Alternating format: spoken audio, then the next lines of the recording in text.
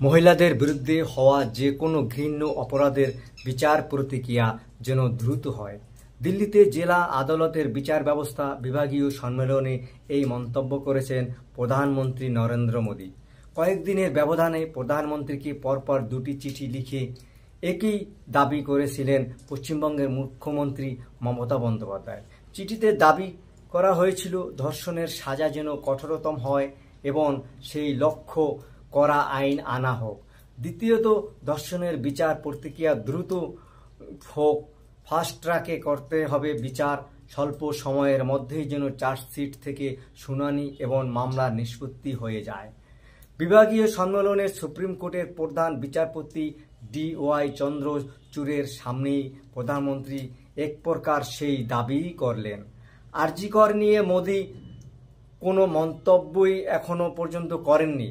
এদিনও বিশেষ কোনো ঘটনার দিকে তিনি ইঙ্গিত করেননি।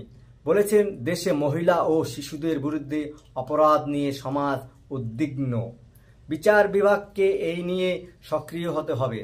2019 সালে মহিলাদের বিরুদ্ধে যে কোনো অপরাধের শাস্তি হিসেবে যে আইন আরও কঠোর করা হয়েছে তা সঠিকভাবে প্রয়োগ করা হোক। যদিও মমতার অন্য দাবির সঙ্গে সহমত পোষণ করেননি মোদী, কারণ মমতা চিঠিতে দাবি করেছেন ধর্ষণের সাজা আরও কঠোর করতে আইন আনা হোক।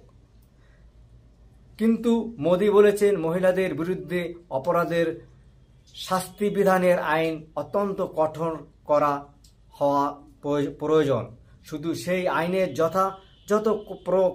তবে মমতার সুরেই মোদী বলেছেন মহিলাদের সম্পূর্ণ সুরক্ষা তখনই দেওয়া সম্ভব যখন বিচার দ্রুত হবে।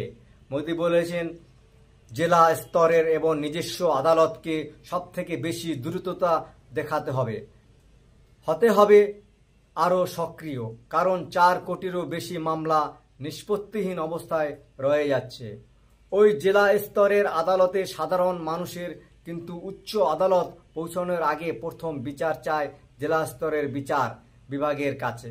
তাই মানুষকে আশ্বাস ও বিচার দিতে এই জেলা স্তরের আদালতকে বিচার নিশ্চিত করতে হবে।